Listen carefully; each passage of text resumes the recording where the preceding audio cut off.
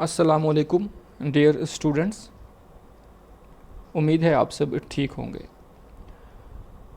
कल हमने सबक अकबरी की हिमाकतें के पहले हिस्से पर बात की थी। आज हमने इसका दूसरा हिस्सा पढ़ना है, तो आएँ रीडिंग की तरफ बढ़ते हैं। मिजाजदार की बेअक्ली का अब तो हज्जन को यकीन हुआ। बेअक्ली का यानी कि बिल्कुल बेअक्ल औरत है, अक्ल का इस्तेमाल नहीं करती, फहमो फरासत से आ रही है, समझ बूझ इसके करीब भी नहीं भटकी।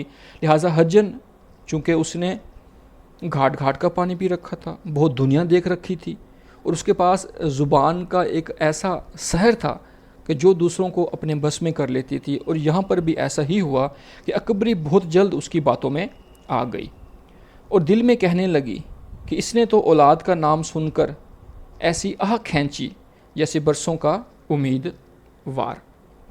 यानी कि ये उसकी एक कमज़ोरी का एक नाजायज़ फ़ायदा हम कह सकते हैं जो हज्जन ने उठाया। हज्जन ने कहा, नाउमीदी की बात नहीं, तुम्हारे तो इतने बच्चे होंगे कि तुम संभाल भी ना सकोगी। अलबत्ता बलफाल अकेले घर में जी घबराता होगा, मियाँ का क्या हाल है। अब दूसरी तरफ नफसियाती तौर पर हज्जन जो है एक मकार औरत थी, लिहाजा नफसियात का खेल खेलते हुए उसने अकबरी के हाल अहवाल, उसकी बातनी कैफियत को, उसकी कल्बी वारदात का अंदाज़ा लगाया और उससे उसके हाल अहवाल दरियाफ़्त करना शुरू कर दिए ताकि उसको मज़ीद अपने बस में किया जा सके। मिजाजदार ने कहा, हमेशा मुझसे नाखुश रहा करते हैं। गरज पहली मुलाकात में मिजाजदार ने हज्जन के साथ ऐसी बेतकल्लुफ़ी की कि अपना हाल जुज़्व कुल उससे कह दिया। यानी कि जुज़्व कुल मुकम्मल तौर पर, कोई भी चीज़ उसमें बाकी ना रही, मुकम्मल तौर पर अपना हाल अहवाल जो है उसने बयान कर दिया। हम कह सकते हैं कि छोटी बड़ी तमाम बातें उसको बयान कर दी। और हज्जन ने चूँकि उसकी दुखती रग पर पाँव रखा था, ये भी हम कह सकते हैं, यानी कि उसकी औलाद के मामले में, तो लिहाजा वो ज़्यादा बेबस नज़र आई। और हज्जन ने बातों ही बातों में तमाम भेद मालूम कर लिया। भेद यानी कि राज मालूम कर लिया। एक पहर कामिल हज्जन बैठी रही। पहर कामिल एक मुकम्मल पहर, मुकम्मल 3 घंटे। एक पहर अमूमन 3 घंटों का होता है, तो 3 घंटे वो वहाँ यहाँ पर बैठी रही। रुखसत होने लगी, जाने लगी, तो मिजाजदार ने बहुत मिन्नत की कि अच्छी हज्जन, अच्छी खातून, अब कब आओगी। हज्जन ने कहा, मेरी भांजी मोमगरों के छत्ते में रहती है और बहुत बीमार है। यानी कि मोमगरों के छत्ते में रहती है। मोमगरे एक महल्ले का नाम, यहाँ मोम का काम करने वाले लोग या मोम बनाने वाले रहते थे, वहाँ वो रहती है। और मेरी एक भांजी बहुत बीमार है, इसी के इलाज के वास्ते मैं आगरा से आई हूँ। यानी कि उसको एक झूठी कहानी सुनाई कि मैं आगरा से मोमगरे में रहने आई हूँ, मैं अपनी भांजी के पास जो काफ़ी अरसे से बीमार है। इसके दवा मुआलजे से फ़ुर्सत कम होती है, मगर इंशाअल्लाह दूसरे तीसरे दिन तुमको देख जाया करूँगी। यानी कि मेरे पास फ़ुर्सत नहीं है, काम काज में मसरूफ़ रहती हूँ, लिहाजा 2-3 दिन बाद तुम्हारे पास आऊँगी। अगले दिन हज्जन फिर मौजूद हुई और एक रेशमी अज़ार बंद लेती आई। रेशम का बना हुआ अज़ार बंद ले आई, जिसे पंजाबी ज़ुबान में नाला भी कहते हैं। अमूमन हमारे यहाँ आम इलाकाई ज़ुबानों में हम इसका इस्तेमाल भी करते हैं, तो उर्दू में उसे अज़ार बंद कहते हैं। मिजाजदार दूर से हज्जन को आते देखकर खुश हो गई और पूछा, ये अज़ार बंद कैसा है। हज्जन ने कहा, बिकाऊ है, यानी कि फॉर सेल है, फ़रोख्त होने के लिए है। मिजाजदार ने पूछा, कितने का है। हज्जन ने कहा, 4 आने का। महल्ले में एक बेगम रहती हैं, अब गरीब हो गई हैं, असबाब बेच बेच कर गुज़र करती हैं, मैं अक्सर इनकी चीज़ें बेच दिया करती हूँ। एक बार फिर हज्जन ने एक झूठी और मनगढ़ंत कहानी बयान की अकबरी के सामने। मिजाजदार इतना सस्ता अज़ार बंद देख कर लौट हो गई यानी कि फ़रेफ्ता हो गई, कुर्बान हो गई, लालच में पड़ गई, रिझ गई, बेकरार हो गई कि वो इतना अच्छा बना हुआ अज़ार बंद और कम पैसे में। फ़ौरन पैसे निकाल हज्जन के हाथ पर रख दिए और बहुत गिड़गिड़ा कर कहा, अच्छी भी, जो चीज़ बिकाऊ हुआ करे पहले मुझको दिखा दिया करो।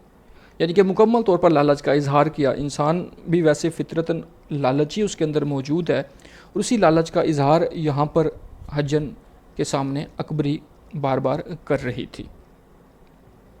حجن نے کہا بہت اچھا، پہلے تم پیچھے اور، یعنی کہ سب سے پہلے تم ہو میرے لیے، باقی بعد میں. جو چیز بھی لاؤں گی سب سے پہلے تمہیں دوں گی، اس کے بعد ہی کسی اور کے پاس میں فروخت کرنے جاؤں گی.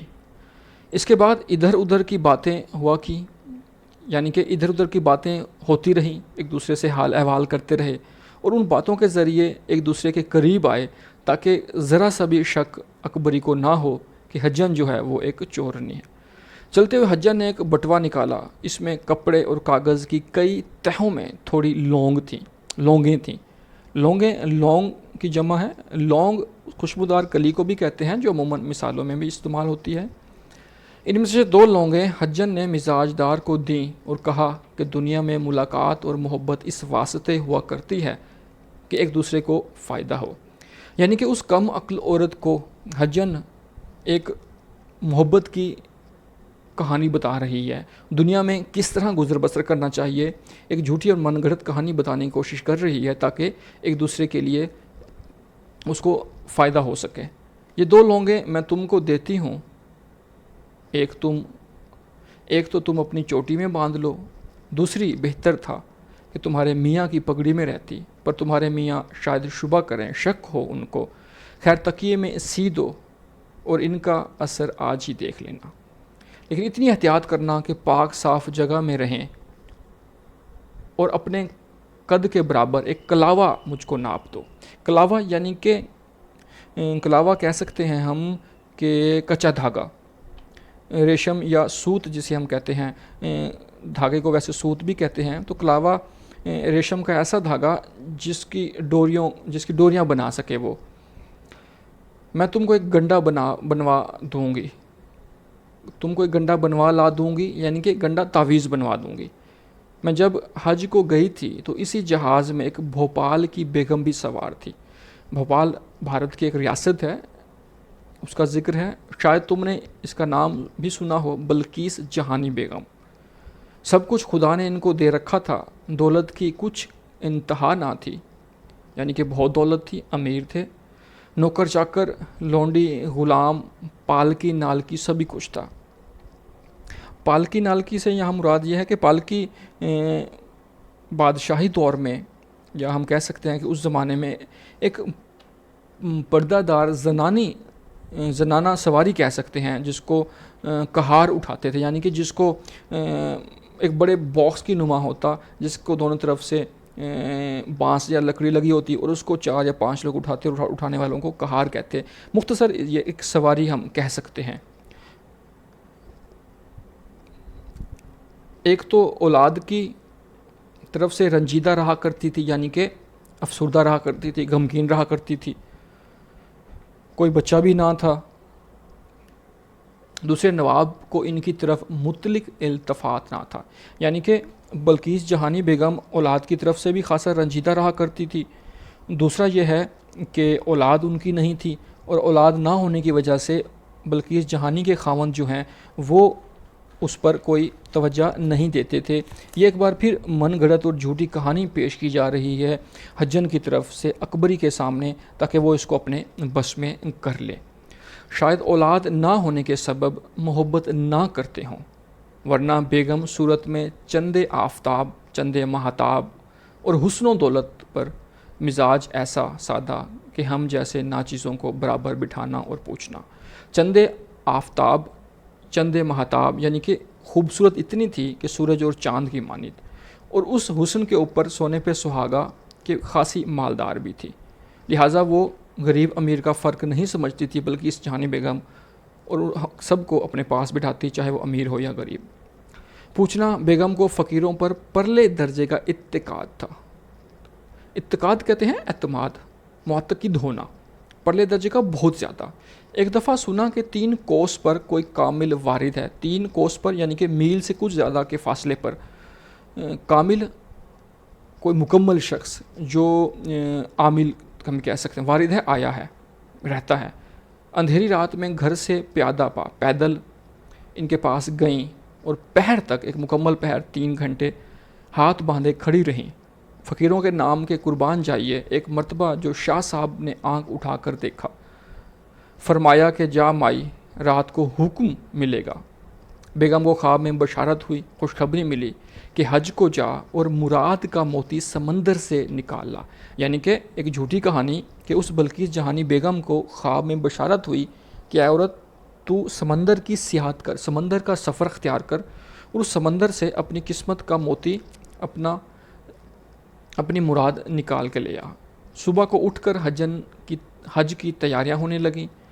500 مسکین بیگم نے آپ کرایہ دے جہاز پر سوار کرائے۔ 500 یعنی کہ 500 مسکین جو خرچ نہیں اٹھا سکتے تھے، انتہائی غریب لوگ تھے، ان کا خرچ اٹھا کر ان کو بحری جہاز پر سوار کرایا۔ ان میں سے ایک میں بھی تھی۔ ہر وقت کا پاس رہنا۔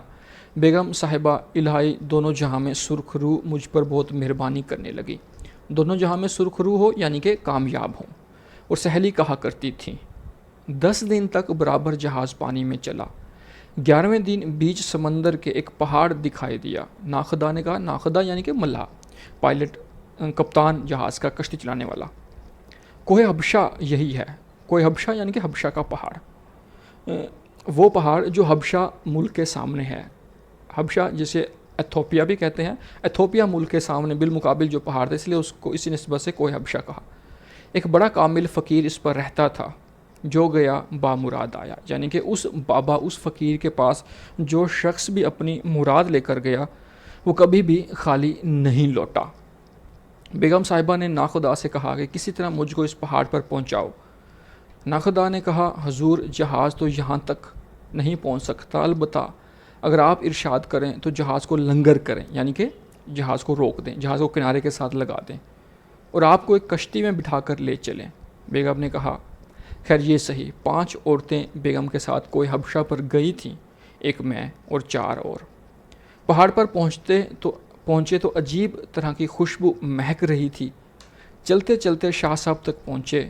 ہو کا مقام تھا یعنی کہ ہر طرف خاموشی تھی، سناٹا تھا، کوئی شخص وہاں موجود نہیں تھا، نہ آدمی نہ آدم ذات، نہ وہاں پر کوئی آدمی تھا نہ کوئی آدم کا بیٹا۔ تنہا شاہ صاحب ایک غار میں رہتے تھے۔ کیسی نورانی شکل تھی، یعنی کہ چہرے پر نور تھا، خوبصورتی تھی جیسے فرشتے۔ ہم کو دعا دی، بیگم کو 12 لونگیں دیں اور کچھ پڑھ کر دم کر دیا۔ مجھ سے کہا چلی جا، آگرے اور دلی میں لوگوں کے کام بنا۔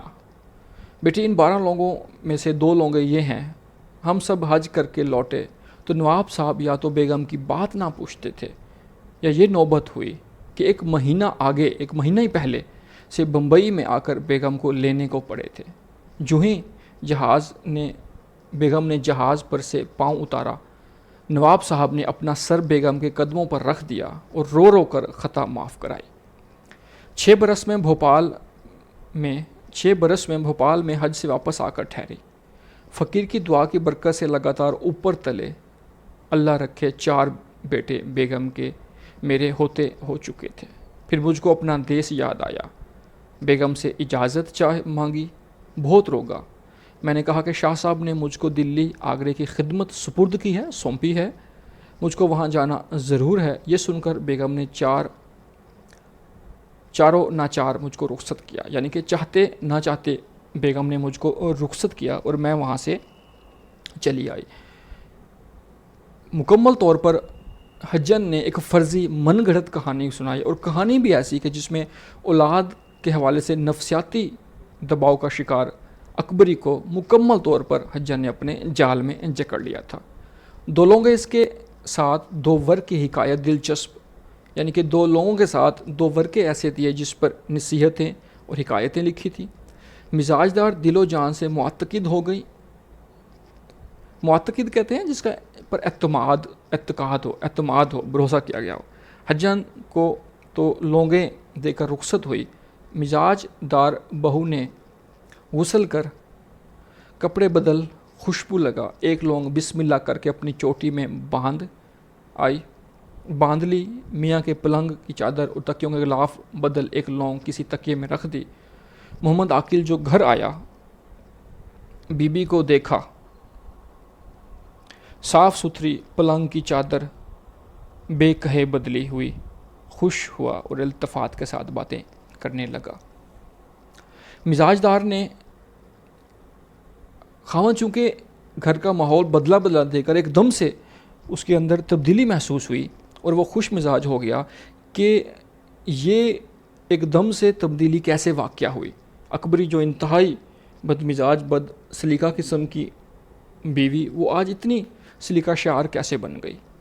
अब इसमें पूरी कहानी के अंदर आप देखें कि किस तरह अकबरी जो है वो मुकम्मल तौर पर हज्जन या उस कटनी के जाल में फंस चुकी थी, मुकम्मल तौर पर उसके वर्गलावे में आ चुकी थी, उसके झांसे में आ चुकी थी और अपना जहन, अपनी समझ बूझ बिल्कुल खो चुकी थी। आज के लिए इतना ही काफ़ी है। ये आज इस सबक का दूसरा हिस्सा है। इंशाअल्लाह आगे इसके तीसरे हिस्से पर बात करेंगे। वमा अलैना इल्लल बलाग।